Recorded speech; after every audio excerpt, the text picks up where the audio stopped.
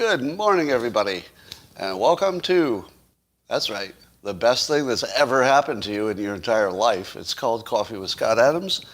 It's famous, well, all over the world.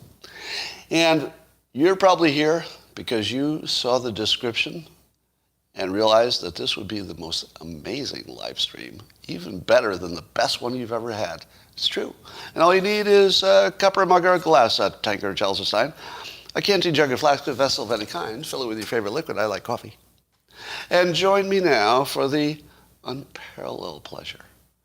It's the dopamine hit of the day. It's the thing that makes everything better. It's called the simultaneous sip. Go.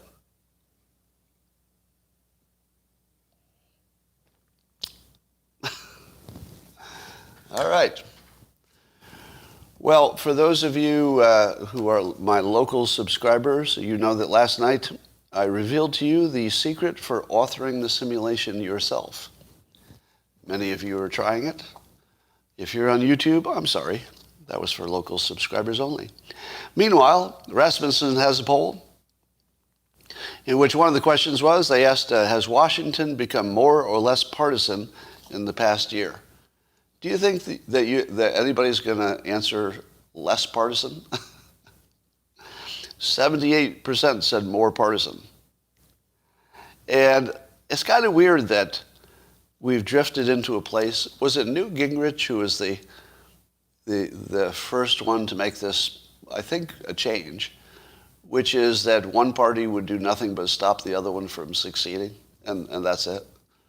Just, yeah, that's right. 25% say it's becoming less partisan.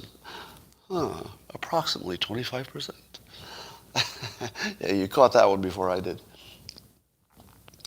But was it Newt Gingrich? Was that where everything changed? Where he got the Republicans to hold tight?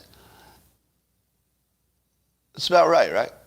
So, I don't know. It's like we have a government that it no longer even pretends they're trying to do stuff. They're only pretending like they're trying to win. Tip O'Neill was tough, but he was a deal maker, right? Tip O'Neill was very much a deal maker, I think. Yeah, okay. Let me ask you this. In the comments, let's see where your current knowledge is. Don't look at anybody else's comment. So before you see what somebody else says, tell me the daily number of deaths from COVID in the United States. The current number, the daily. How many people died on average in the past week in the United States? Give me the number. Let's see if you know the number. Oh, very educated group. Wow. Very well informed. Very good. Yeah, it's around 1,500. I think it's closer to 1,700, but I would take anything in the 1,000 to 2,000 range as well-informed. Surprising. Congratulations. And nicely done. I like it when people who follow me are unusually well-informed. I don't think the general public could have answered as consistently as the comments are here. I don't think so. But here's my second question. Of the roughly 1,700 dying per day either from COVID or with COVID, that's still an open question, but what percentage of them do you think are under 75 and reasonably healthy, meaning they don't have a comorbidity? So out of the 1,700, tell me the number that are under 75 and don't have, let's say obesity or a comorbidity. Well, you're just guessing now, aren't you? Yeah, you're just guessing. You don't know. I don't know.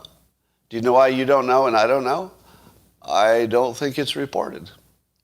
Now, the CDC does track by comorbidities and age, but I think they're doing it by a rolling month. In coronavirus time, a month, that's like a lifetime, right? In a month, you could have a whole new wave. Or you could have a whole wave disappear in a month. So if you're looking at a rolling month, it's concealing any improvement. Am I right? And you also have to dig into each age group and stuff. So it's almost as if it's intentionally concealed from you. Does it feel that way? Does it feel like the most relevant number is intentionally being concealed. It's not hidden completely, like you could suss it out if you really worked at it. But it looks like they're trying to not let you know what that is. What is your obligation to comply to mandates in terms of the coronavirus? What obligation do you have when your government is intentionally not giving you the most relevant data? Yeah, zero, exactly. Yeah, there is no obligation. Whatever moral or ethical obligation you believed you might have had, this would be the sort of the CNN Howard Stern view of things, that you've got to be a good moral person to get vaccinated.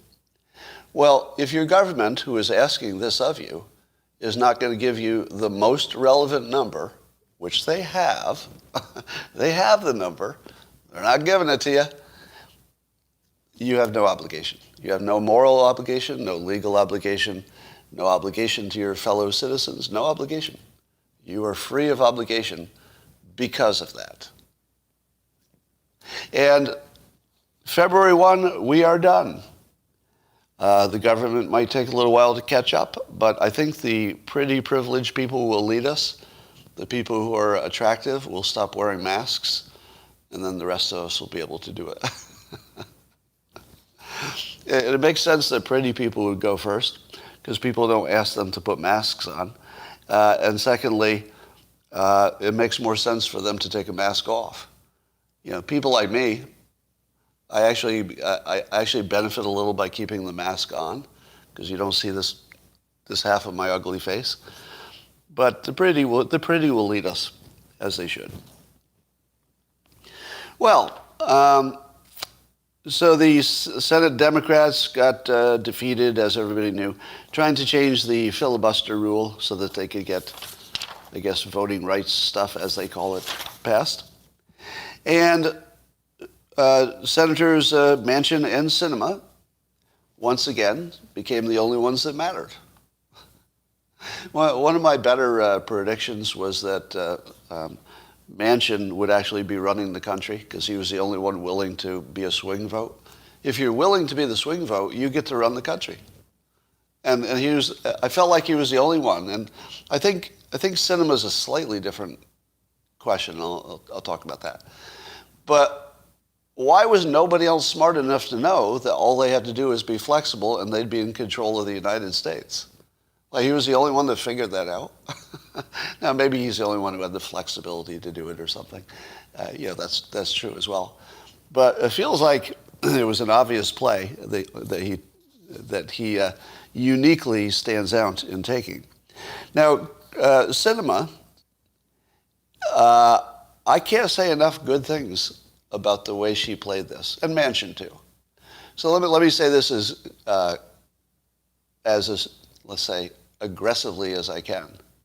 I always protect the system over the individual result. Never destroy the system to get an individual outcome. That would be dumb. And it seems like Sinema is essentially protecting the entire republic. Because if you make this kind of a change for this one thing, well, then it's in play, and it'll always be made for everything, and then everything just goes to shit. Now, I honestly, I just can't say enough good things about somebody who would be willing to go against their own party to protect the republic. To protect the republic. How do you feel bad about that? I mean, right now, if Sinema ran for president, I'd have a hard time not supporting her, because I'm always gonna back the system over the individual decision. Now, I don't know anything else about her, so that's not like some kind of a decision or something. But this is serious presidential bullshit here. Not bullshit. Like, this is serious presidential quality. That's what I want. I don't care what her party is, because she voted against her party. So, I mean, that shows some independence.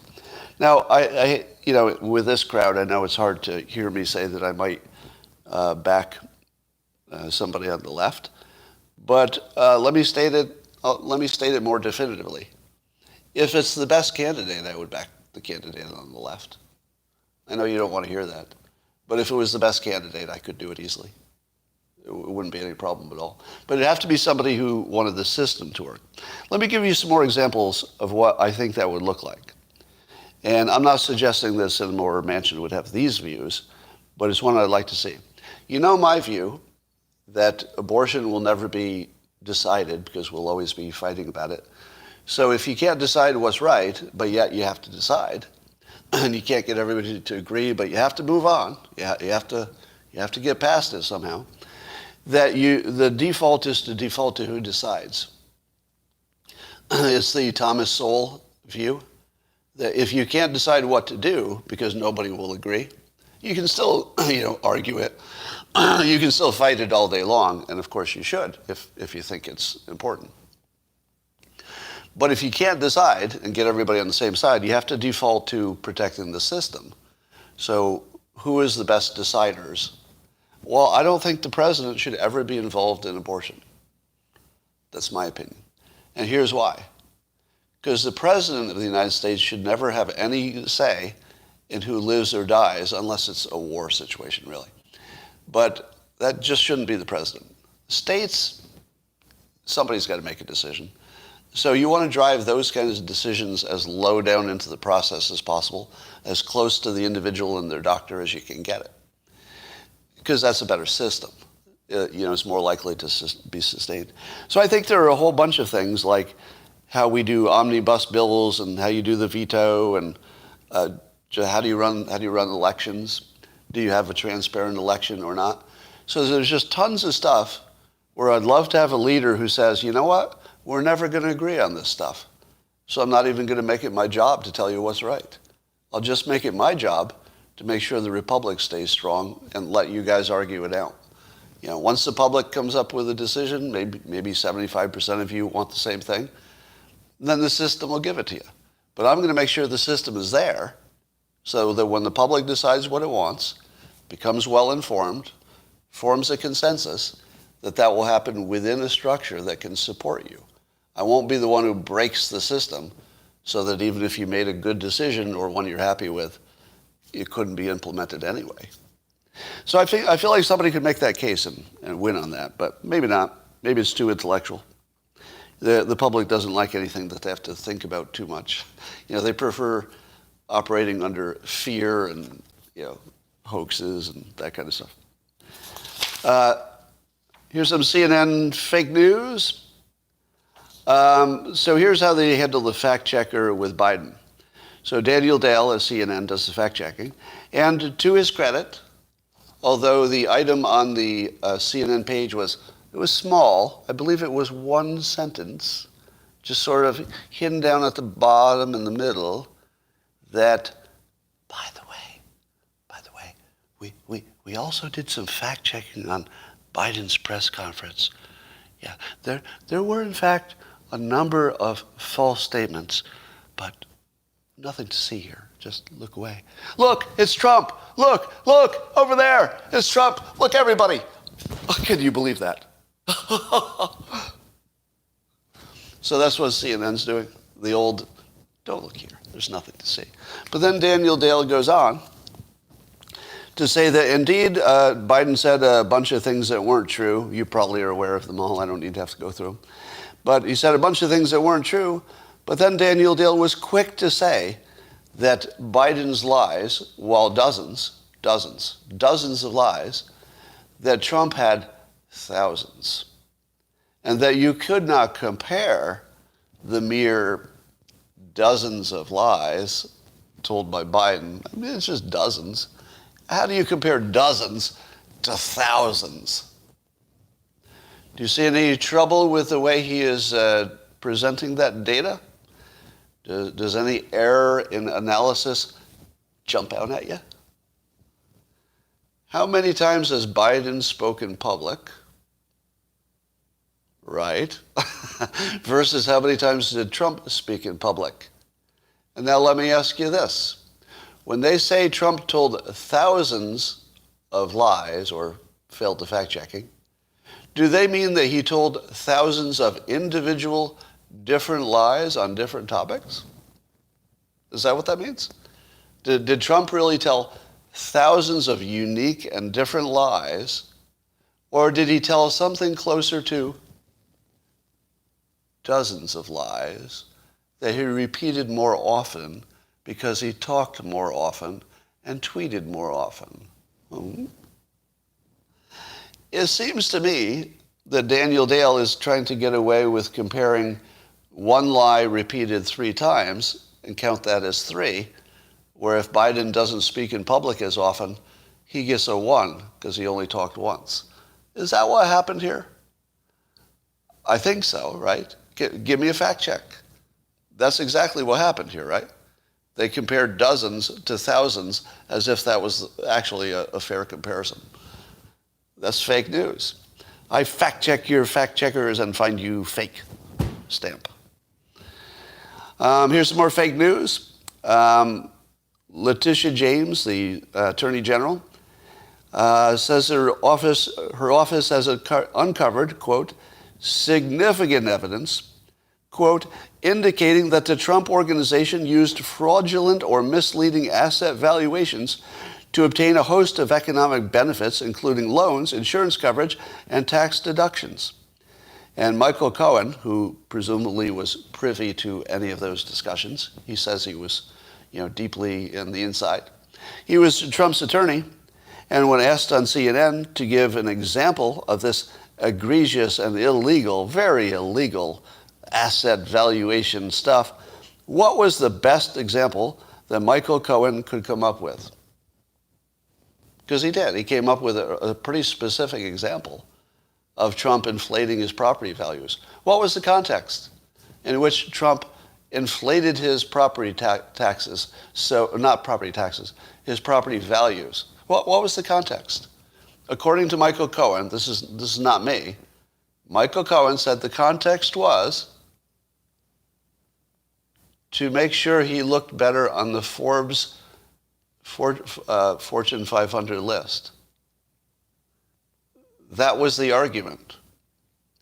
That when he said what his net worth was for publicity in Forbes, just for publicity, that he allegedly inflated the values of his properties to say that he had a few billion more dollars. But when he did other things that maybe were getting a loan or insurance, he would give them something closer to the actual value because that's what you have to do, because that's the law. Can you fucking believe that we got this far and that's all they have?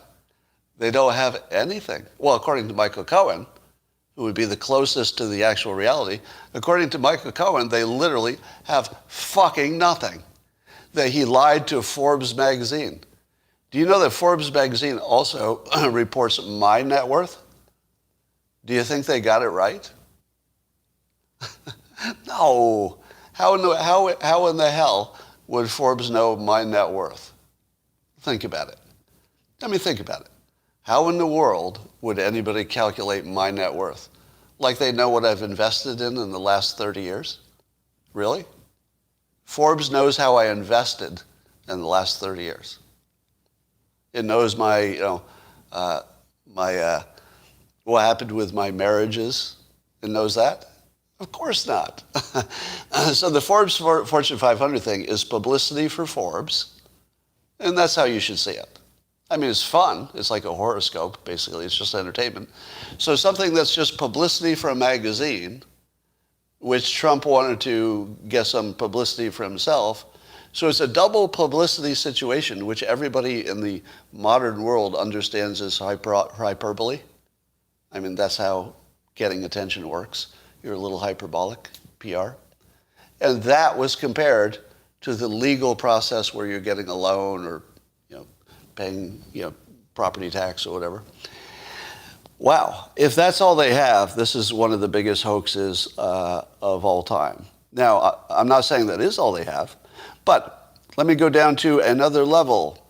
Suppose you were trying to value your own properties to get a loan. Okay. You want to value your own properties to get a loan, and you own a bunch of hotels. One way to do it would be to take your cash flow and multiply it by a multiplier. So you'd say, I've created this much cash flow or this much profit, and you might multiply it by, say, 5. I'm not sure what the multiple is for real estate. What's the multiple for real estate? If you saw a commercial property that was giving off, I'll give an example, $1 million a year in net profit, what would you pay for it if you were going to buy that? 5 times, right? Somebody says 8. Somebody says 10. I don't think you'd pay 10. Would you? Would you ever pay 10? But anyway, the point is there's a multiple. Doesn't matter what the multiple is. So you'd say to yourself, my net profit last year, I'll multiply it by 5. Now, could you support that number if somebody challenged you legally? Would that be a supportable number? Your most recent year's profits times 5. Would it? Well, then you'd have to add the value of the property, right? Because it's not just the because you also own the property. So, and then you subtract your loan values and blah blah blah.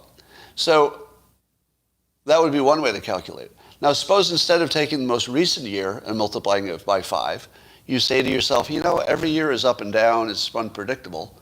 So instead of taking the most recent year as my most representative, I'll take an average of my last 5 years, or last 3 would be better.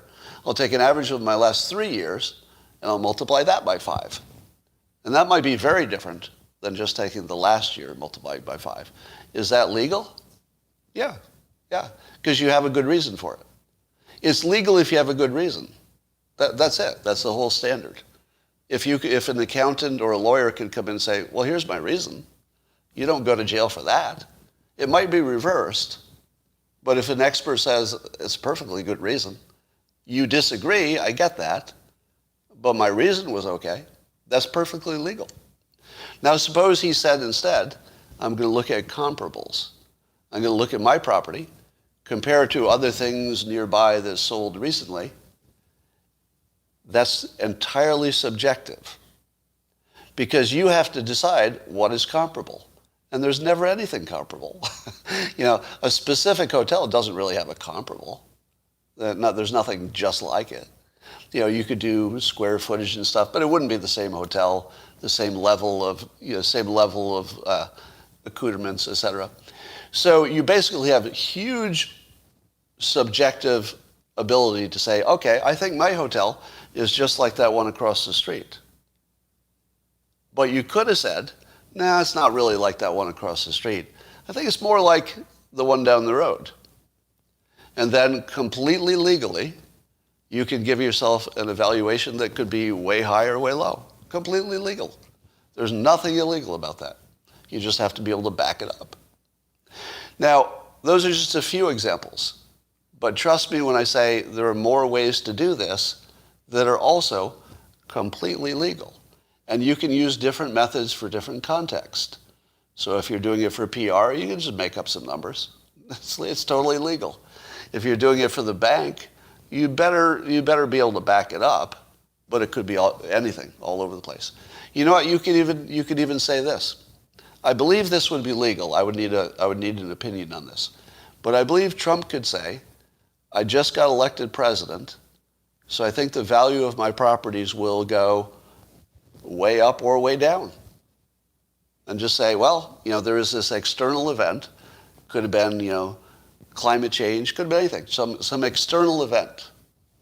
And this external event will make my properties be worth half as much or twice as much. Could he back that up?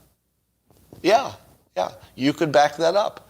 Because you say, look, we know that my property value will be wildly different because of all this attention as president. So I don't think it's going up. I'm going to cut it by half.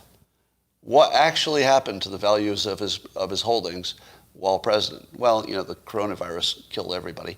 But before coronavirus, I think it was down, right? So if he had predicted that the value of his property was half as much as before he became president, would that be illegal? Half as much maybe is that's a little too far. But there's a great deal of subjectivity in these things. And from what I've heard so far, they've got nothing on him. Like literally nothing. If they had anything, you don't think Michael Cohen would have given us that example? Here's what it would look like to do it illegally. To say, let's call this property, worth a billion when you know it's worth 3 billion and you don't have any argument for why it would be worth 1 billion. That would be illegal. No argument. If you have no argument for it, that's illegal. It's not even alleged. What I described is not even alleged so far. At least publicly, we don't know. All right. Doc Anarchy on Twitter did a great thread on MKUltra. And I didn't know that much about it. I mean, I knew the basics. But here's some things that he puts in a thread. It's very recommended you read this. So there were projects Bluebird and Artichoke began in 1951. And this is, in Doc Anarchy's words, the CIA set out to determine if they could control the human mind. And they used morphine addiction with forced withdrawal, hypnosis, and LSD. So those were some of the things they tried to control minds.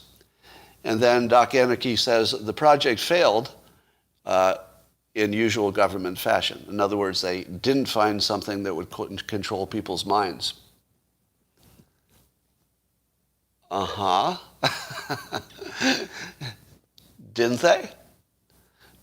Are you telling me that the reason they closed it down is because they didn't find something that would control people's minds? So they tested hypnosis, and they concluded that you couldn't control minds? No, that didn't happen. Let me tell you what didn't happen. What didn't happen is they tested hypnosis and found that it didn't work. That didn't happen. Now, I don't know if they thought it wouldn't work in the way they needed it to, because some of what they were testing is to see if you could change somebody in real time, like really quickly. So hypnosis isn't necessarily going to work for that. But if you were trying to move the masses, oh yeah, hypnosis and knowledge of persuasion in general would totally do that. So I'm a little skeptical that they didn't find a way to do it, since one of the things they listed would do exactly that. But like I said, it wouldn't work maybe the hour that you tried it. So anyway, read the rest of that thread. It's shocking what horrible things the CIA did, allegedly, as part of that program. So let's talk about the President Biden's press conference. I'm going to lead into it with a Jonathan Turley piece on the voting rights thing. So he has a piece in The Hill. Now, if you're not familiar with Jonathan Turley, strong recommendation that you follow him on Twitter and read anything he writes. Basically, he's in this teeny group of people that anything he writes, you should read it. just whatever it is, just read it. Just trust me. I'm not even going to make an argument for it. Just trust me. Just read anything he writes. It's that good. And he's talking about how Biden and the Democrats are pushing what he calls their own big lie, basically pushing for voting rights that rarely gets explained. Why do you think it is that the news is not informing us what's in this alleged voting rights bill? Do you know why the public doesn't really know what's in there? Because if they knew, they wouldn't support it. So of course they don't know. So by calling it a voting rights bill, it gives them, the Democrats, the ability to say the Republicans are racist because they don't support voting rights. But let me tell you what it looks like. It looks like the voting rights thing is a cover for the Democrats planning to rig an election. Now, I'm not saying any elections have been rigged. I'm saying that the most obvious explanation for why this would be their top priority, when it's basically nobody's priority, if you actually look at what the problem is that they're trying to fix, it wouldn't be anybody's priority, really. And they're making it their top priority. Why would they do that? Now, of course, they have the news organizations to back them. The only reason I could think of for why they would do this is to prime the public for them stealing the next election. Because if they've made the news all about stopping the Republicans from stealing elections, that's how you cover your own shenanigans. So you go first and make a really big deal about accusing the other side of what you're planning to do in a month. Now, I'm not saying that we could confirm that's what's happening, but I've never seen a clear indication. In fact, if absent of any confirming or debunking information, and we'll never have that probably, your starting assumption should be that the big lie, as Jonathan Turley calls it, the big lie that the Republicans are trying to stop voting rights because they're going to rig an election, that's almost a guarantee that they're telling you they're going to rig an election. I mean, it's not 100%, but it's really close. I don't know how else to interpret it, because we've seen this play so many times that now you recognize it, right? They blamed Trump for colluding with Russia, and it made it invisible, cognitively invisible, even when it was proven beyond any doubt that the Democrats were working with Russia to change the outcome of the election. That's proven, guaranteed, documented, and nobody even disagrees with the facts. And we still don't deal with it like we just saw Democrats colluding with Russia. Your brain can't kind of hold that in there because they did such a good job of making you think that Russia collusion is just something Trump may or may not have done. It's really effective. I would say this is MKUltra. I would say this is the output from MKUltra. I believe if they studied hypnosis, they knew that they could do this, and now they're doing it. This looks like exactly what one would learn if one were studying how to move crowds. Now, again, there's a difference between moving an individual and moving a crowd. It's a different technology. But, I mean, it's right in front of us. And, you know, I realize I'm in conspiracy theory. We're in conspiracy theory territory. So let me say it this way. We can't confirm that's what's happening. I couldn't do that. But I think given the history, you can't rule it out. I mean, you have to almost act like it's the default assumption at this point. So let me tell you some of the things that Jonathan Turley called out about this so-called Voting Rights Act. And here are things that Biden has said about it, according to Turley. He falsely and repeatedly claimed, for example, that the Georgia law, which he described as Jim Crow on steroids, sought to reduce hours to vote. The law does the opposite. It actually increases the hours to vote. Just think about that. The President of the United States is one of his biggest things is to stop this Jim Crow law on steroids in Georgia, which is literally, demonstrably, easy to fact check, the opposite of what he said. And it's not even an opinion. Nobody would argue it if they just saw what the law said. There's no difference of opinion. But he says it anyway, because people aren't going to check what the law says, right? So that's how it works. He also says, now he's backed away from this, but he used to falsely claim, according to Turley, that of questioning whether ballots would be counted, saying that not as to who can vote, but who gets to count the vote that counts. In other words, he used to be saying what Trump said, that we can't trust our own elections because it's about who counts the votes. Think about that. At the same time, he's trying to sell us that the 2020 election was completely fine. He's also saying that who counts the votes is the only thing that matters. But wisely, he backed off from that for the obvious reasons. Let's see. And then he says that a lot of things that the Democrats have alluded to as problems have actually been adjudicated in courts, and the courts found them to be bullshit. So basically, you have a law that's, as it's being described, is completely misrepresented by the people promoting it, and based on things that the court has found aren't even real. And then one of the biggest ones is that it wants to avoid, I guess it's trying to block voter identification with ID. And 80% of the public is in favor of the thing they're trying to block. 80%. Can you think of anything else that the public is in favor of by 80%? And to this day, we have never met the one voter who wanted to vote and couldn't figure out how. Not one. Not a single living human being has come forward and said, you know, the way things are now, I can't figure out how to vote, and I want to. Not one. So I think you have to see the voting rights thing as a complete fraud and a diversionary tactic from a party that is losing badly. Now let's talk about all the things that happened with his speech. So I guess this gentleman, Clint Ehrlich, was on Tucker Carlson last night. I didn't see it, but I saw his tweet thread about it, and oh my God, you have to see this thing. He did this beautiful tweet thread showing the crazy responses to, I guess he was on Tucker and he was probably, fact check me, but I assume the context was that he was not in favor of going to war with Russia. Was that fair to say? Over Ukraine, right? So I think Tucker and his guests were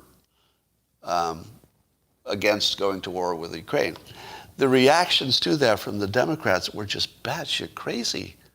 I mean, they're just crazy. But you can see in them all of the tells for cognitive dissonance. You've got the mind readers, like their opinion is based on reading somebody's mind and seeing something crazy in there that isn't there. You've got the people who just insult him with no point. They just insult him. The ones who do the, oh, why don't you kiss Putin? Well, if you love Putin so much, like, what? What? Why does not wanting to go to war with somebody that you don't have a reason to go to war with, how is that like you're in love with Putin and you're supporting him? Like, these are just crazy comments. And when you see them, you can see what I deal with every day, which is if you say something reasonable in public, it will trigger massive cognitive dissonance, and you get this kind of response. But to see them all together is pretty fun. All right, let's talk about his press conference, Biden. I'm going to tell you what he did right first, okay? So I was listening to it in my car, and when you don't see Biden, you don't see him looking frail. You just hear his voice. So my first observation is he sounds better when you don't see him. Have anybody noticed that? If you just listen to his voice, it's actually much stronger than the visual. So part of me thinks, oh, you know, if you didn't watch him, you might have a different opinion about how he did. So that was my first thing, is that when I listened to him, he was much stronger. When he was doing his prepared stuff, and he was defending some things he was being attacked for, I thought he actually did a strong job. I'm going to get to the things he did wrong, and they're pretty massive.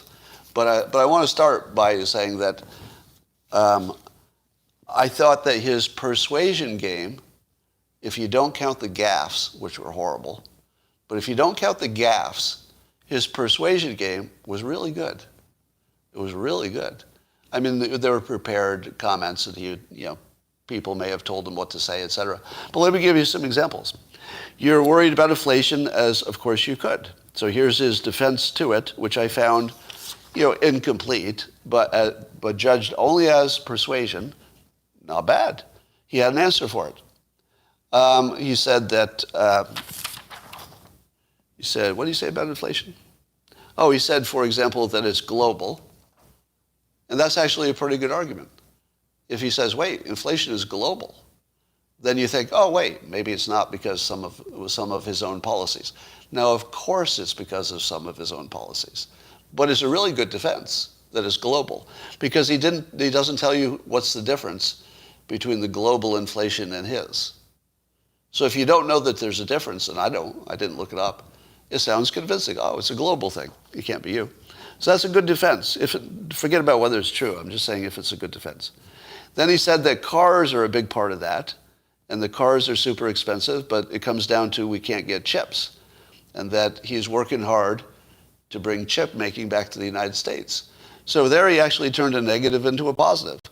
Oh, it's, China won't give us chips, and if you knew that it was China. or Taiwan or wherever they're coming from. I don't even know where they're coming from, actually.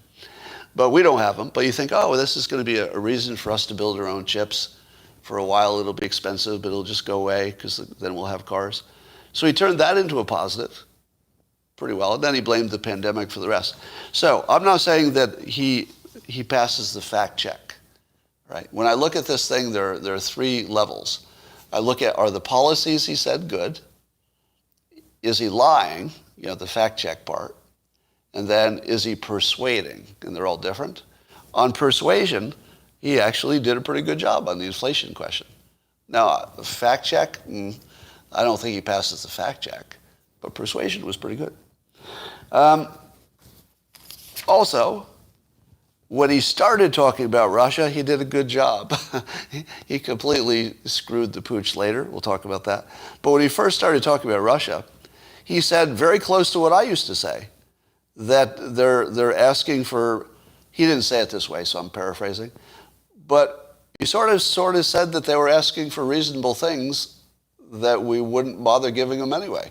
For example, we don't think Ukraine will ever be uncorrupt enough to be in NATO, at least for so long that you don't have to think about it. So Russia wants a guarantee that Ukraine won't join NATO, and we don't think we want them in NATO anyway. But there is a difference between being forced to say you won't do something in the future, you know, versus saying, well, I wasn't going to do it anyway. How hard would it be to make a deal if we don't want to do the thing they're asking us not to do? It should be really easy to make a deal on that point. Do you know how you do it? You just say, oh, okay, we agree not to allow Ukraine into NATO. What happens if you change your mind someday? You just break the agreement. Right? The only reason you would need to break an agreement that was a military agreement was for pretty serious military reasons. If not having Ukraine in NATO worked out fine, well, why would we break the agreement? If it didn't work out and it became a military necessity to put Ukraine into NATO, well, we would just break the agreement. Because military agreements we break every day. I mean, I'm exaggerating.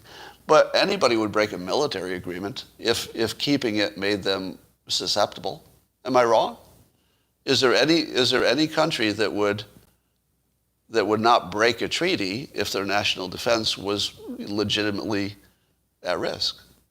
I don't think any country would. So how could we not make a promise about Ukraine that of course we could change if the situation changes? Of course you could change your mind.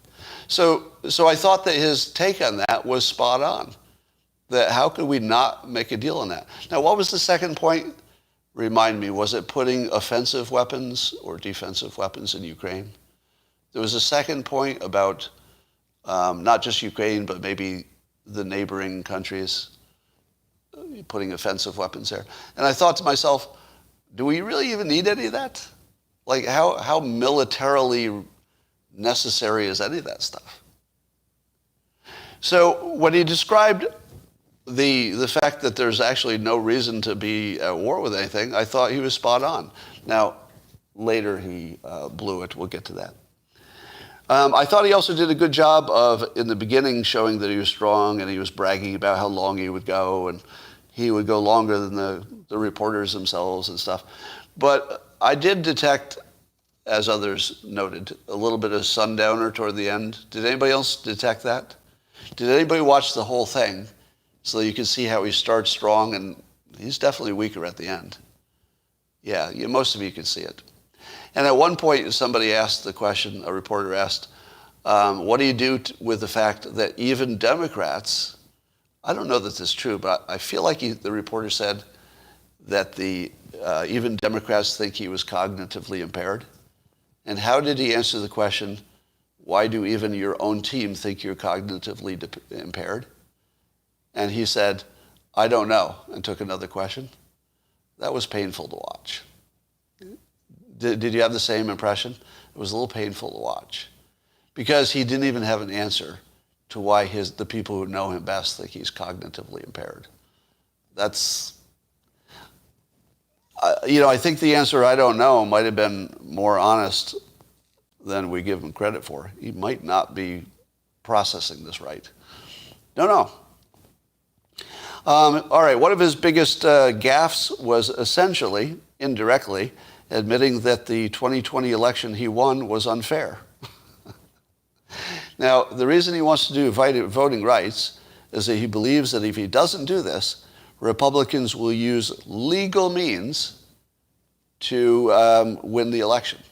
Legal means. In other words, whoever it is that controls the rules in a local election, the state's in charge of the elections, that the states, if they don't pass the voting rights law, the states could make completely legal changes that would disadvantage Democrats and therefore be unfair.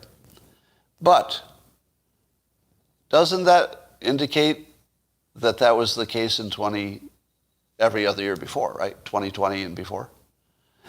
Thank you. I can go long today.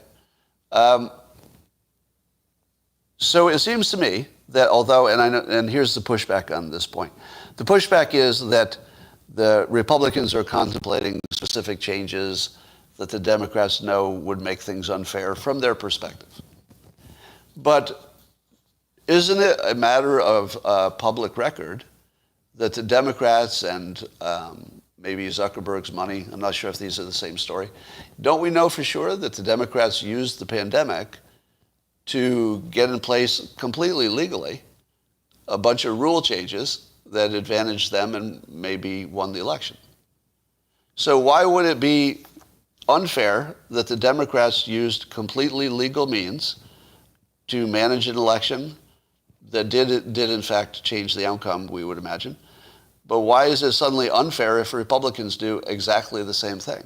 Now, it's not the same changes, but they're a set of legal things that you can do to change the structure of how the vote is taken. Why is one unfair and one is fair? To me, it seems like he just admitted the 2020 election was rigged, but legally. Because he's not saying that the Republicans are planning to do something illegal.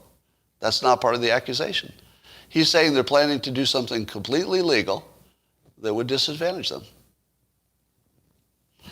I don't know. To me, that's an admission that his own election was unfair. Then he insulted his vice president. Did you catch him insulting his vice president? I've never seen this before. I mean, actually, it's something Trump would do, I suppose, because he would insult anybody. But when asked how Harris was doing on her job, this is what he said about being his running mate. He said, she's going to be my running mate, Biden said. And then he went on to say, without being asked, I think she's doing a good job. A good job? She's going to be his running mate, and the best he could come up with was good. Is it just me, or is this a situation in which great was the right word? I'm pretty sure that this called for great or terrific or amazing or successful. Do you know what it didn't call for? Good. Hey, you're doing a good job. If your boss told you you were doing a good job, would you go home all happy? I don't think you would. I don't think you would. I think you would go home and say, better take it up. I don't even get a raise for a good job. All right. Then the Russia gaffe, which was the worst. He said, quote, talking about Russia, threatening to go into Ukraine. He said, it's one thing if it's a minor incursion, and we, meaning in NATO, end up having to fight about what to do and what not to do, etc. And they said, but if they actually do what they're capable of doing, it is going to be a disaster for Russia if they further invade Ukraine. And then somebody thought, wait, it's only going to be a disaster if they further invade them. Wait, what? If they do a minor incursion, that NATO might just be arguing with each other and nothing would happen? Did Joe Biden just invite Russia to invade? Now, it looks like it, doesn't it? It kind of looks like he's inviting him in. Well, we'd just be arguing about it. I don't know what we could do. It's not a NATO country anyway. Now, I don't think he meant anything like that, because later when he was asked to follow up, he did follow up correctly by saying that, there would be massive financial implications of an invasion. But man, the way he worded it certainly suggests that they would tolerate a minor incursion. But here's the context. I think he only means tolerate it militarily, right? But that's not the threat. I don't think he's ever made a threat that he would respond militarily. So if he says that NATO, might not respond militarily, I think that's just true. I think the threat was always financial. And then I thought he did a good job, almost a Trumpian-like job, of describing how bad the repercussions would be financially. I think he did that well. Because there's a real clarity there, which is if you do this, we will crash your economy, and he made sure they knew it wouldn't be temporary. He did a real good job of saying it wouldn't be temporary. We're going to take you down for decades, basically. I thought that was pretty good. But in the long run, the gaffe about minor incursions, that's really hard to excuse. That's a really big mistake. All right. And Biden is being hit with his own fine people hoax, which is, in other words, something taken out of context to make him look bad. The fine people hoax was caused by removing the clarifier in Trump's speech. And in this case, what Biden said was in a prior day, he had said something about, let's see if I can read the exact quote. He said, at consequential moments in history, they present a choice. Do you want, and I think this is talking about voting for or against the voting rights bill, so-called voting rights. He said, do you want to be on the side of Dr. King or George Wallace? The president said, do you want to be on the side of John Lewis or Bull Connor? Do you want to be on the side of Abraham Lincoln or Jefferson Davis? This is the moment to decide, to defend our elections, to defend our democracy. And that was characterized by Fox News as saying that if you voted against the Voting Rights Act, that Biden thinks you're comparable to these segregationists, these bad people, like Bull Connor and George Wallace. Now, let me give you a tip on fake news. The word comparable. Anytime you see the word comparable, it's a lie in this context, right? In this context, comparable means that his enemies, in this case Fox News, made up a hoax, essentially a mirror to the fine people hoax. But, payback is a bitch, and so they're going to say that what he meant was that if you're against it, you would be comparable to racists, meaning that you'd be a racist. You'd be comparable. Now, is that what he said? Did Biden ever use the word comparable? No, he didn't, because that's not what he was talking about. He was saying you'd be on the wrong side. Is being on the wrong side being comparable? There were many people in, let's use the universal reference, there were many people in Nazi Germany who probably thought they had to play along for their own safety. Were the people who were playing along or had their own reasons comparable to Hitler? No, but they were on his side. They were on his side, and what they were doing wasn't even illegal. I mean, in the end, a lot of it wasn't illegal. They were just taking a side. So his point is you don't want to be on the wrong side of history because you don't think you're a racist and you don't want to be accidentally on their side. That is not calling you comparable to a racist. I'm sorry. This is complete hoax. Fox News, I'm calling you out. Complete hoax. And anybody who supported the idea that he was saying that you're comparable to these people, that's a hoax. Now, completely fair hoax, because it is the complement or the mirror of the fine people hoax. In the same way that Trump was not saying that everybody there was marching with Nazis. He was saying that they had their own reasons for being against statues.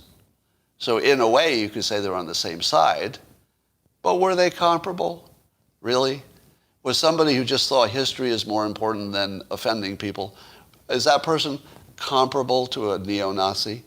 No, they're not comparable. So whenever you see the word comparable, you are being fake newsed. Or you should assume that and look for some details. Maybe not every time. But that word comparable is a really big flag for bullshit. And if you're wondering why I'm so worked up about that word comparable, it's because it's been used against me a lot of times. I can't tell you how many times people have made the comparable argument with me when comparable was the wrong word and not what I said. So absolute disgusting fake news that I enjoy because it's the payback for the Fine People hoax. Well, the CIA has come out and said that Havana Syndrome and that secret sonic weapon idea are not the result of sustained campaign by a hostile power. In other words, the CIA has looked into it and decided that there is no sonic secret weapon that anybody can detect. All right. How many people do you know who told you on day one that this story was obviously, and every other day after that, obviously a fake news and that it was clearly mass hysteria? I only know of me. Now, there had to be other people, right? There had to be. But I only know of me in terms of a prominent, let's say, blue check or more. In terms of a blue check Twitter person, I think I was the only one that I saw. Now, somebody said Glenn Greenwald was all over it, and I don't know if he was, but I'd be surprised if he were not, right? Because he can sniff that shit out pretty fast. So, and I'm sure a lot of you maybe thought it was BS, but was I the most prominent person who put myself out there? Because I put myself way out there. Would you agree? I put myself as far out on a ledge as you can be on a topic, as clearly as possible, emphatically, and I followed up about once a month for, 2 years or whatever it was, to make sure you knew that every time they said, we got more evidence it's a secret sonic weapon, every time I told you, nope, you're seeing mass hysteria. Every time. And can you give me credit for this one? Now, I realize that I'm like asking you to praise me. I'm not blind to that. But in the context of what we do here, we make predictions, and then we see how good we are. I feel as if I should make a big deal about this, because this was a very non-standard prediction. One of my best, by far. And it was based on a reason. The reason I said Trump would get elected in 2016 is that I had a little extra insight into the persuasion level. So that helped me make that call. With the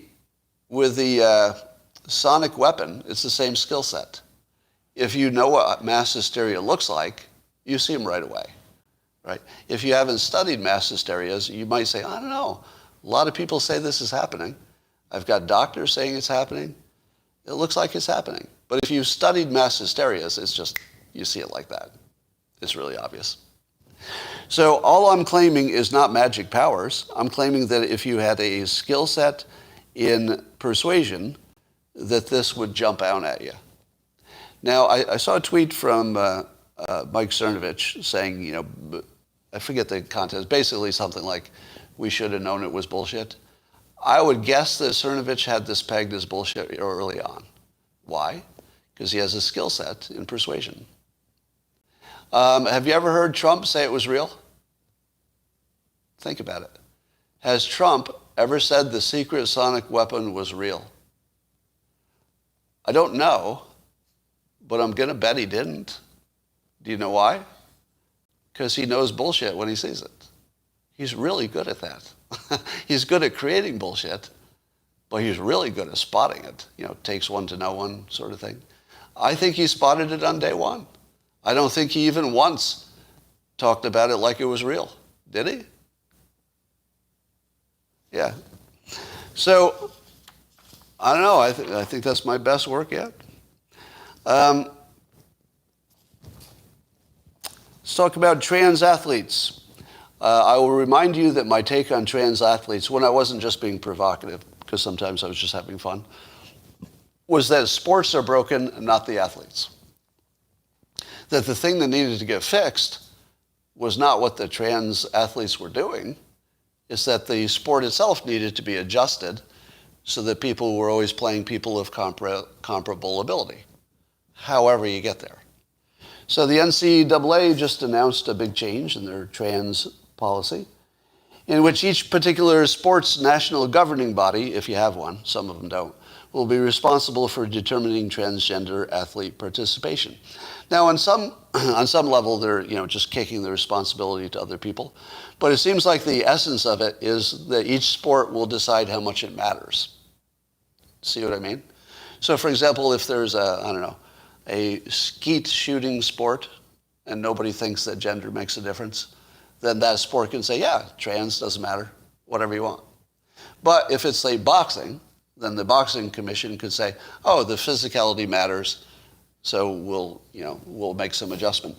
Now, this is not exactly what I was talking about when I said sports need to be adjusted. And at the professional level and NCAA level, that's different. But it's in the right direction. I think we have to realize that the sports are broken, not the athletes. Because just put them with people who have the same ability. Why is that a problem? Why do we have to have this artificial structure that creates some people get ribbons and awards and some people don't? I mean, it's all kind of random. Somebody says wrong. Now, the only issue that I haven't solved is how women could still protect their sport, right? So if you're talking professional sports, I actually don't really care, because professional sports are just for your entertainment. So if it's just for your entertainment, well, let them work out what's more entertaining and whatever they do. But if you're talking, let's say, school sports, let's take this high school sports. I think in high school, it shouldn't be entertainment.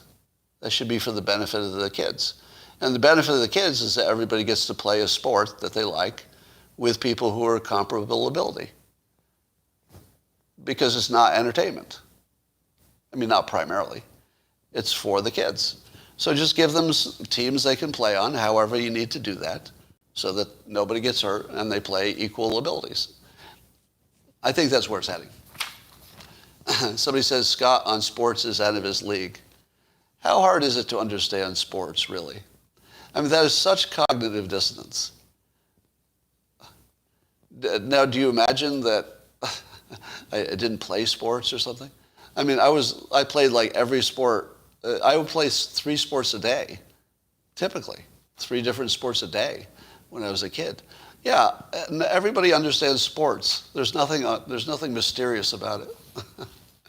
Why no trans trying to play men's sports? Well, who cares?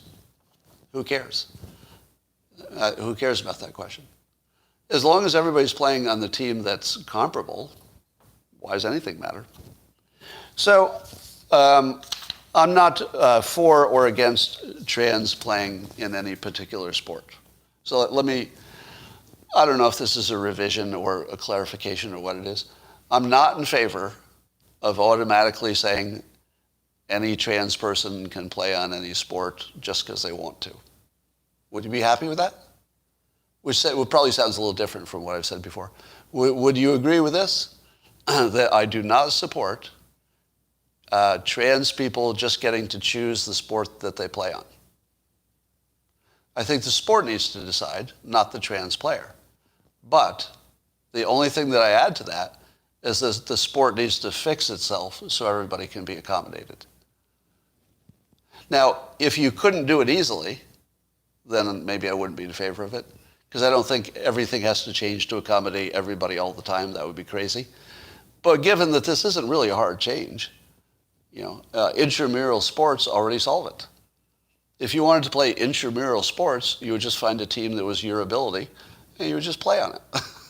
So trans don't have any problem with intramural sports, because I'm pretty sure they could just find a team that they fit on, and okay, and play.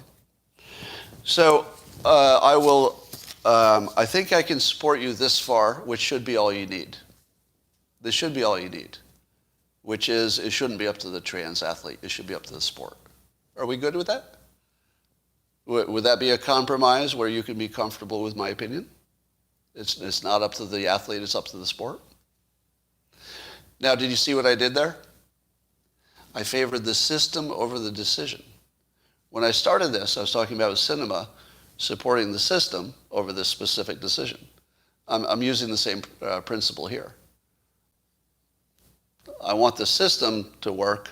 I don't really care too much about the trans athlete specifically. You know, they don't get the choice of whatever they do. I mean, I care about them having a sport to play. That I want. So let me be clear about that. I definitely care that every kid can have a sport if they want to. That I care about, because that's important. But I don't think they should get their own choice all the time. All right, ladies and gentlemen, I'm pretty sure this is the best live stream you've ever seen in the history of the universe. Oh yeah, Biden yelling at reporters. That's fine. And it looks like the Biden administration is the most failing administration, although you still see arguments that he's killing it and things are doing well. You can definitely always make an argument that your president is doing well or poorly. All right, is there anything that I didn't cover today? Let me look at, I thought there was a way that I should be able to look at the super chats after the fact, but why don't they show up? Is there a trick to it? I see it listed at the top, but it's not clickable. That's that boomer thing. CRT, please. What is there to say about it that we haven't already said?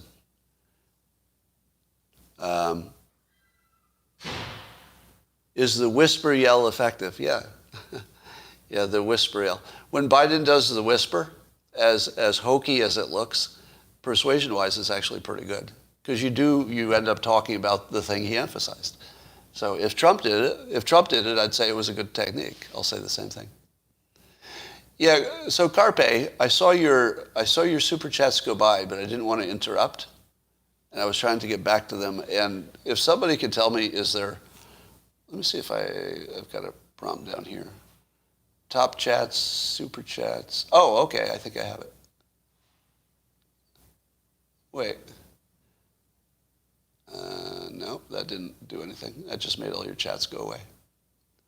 I hit super chat and nothing happened. That's interesting.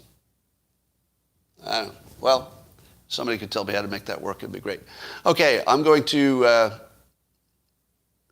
what do you think Biden said they didn't have McCain anymore to go to?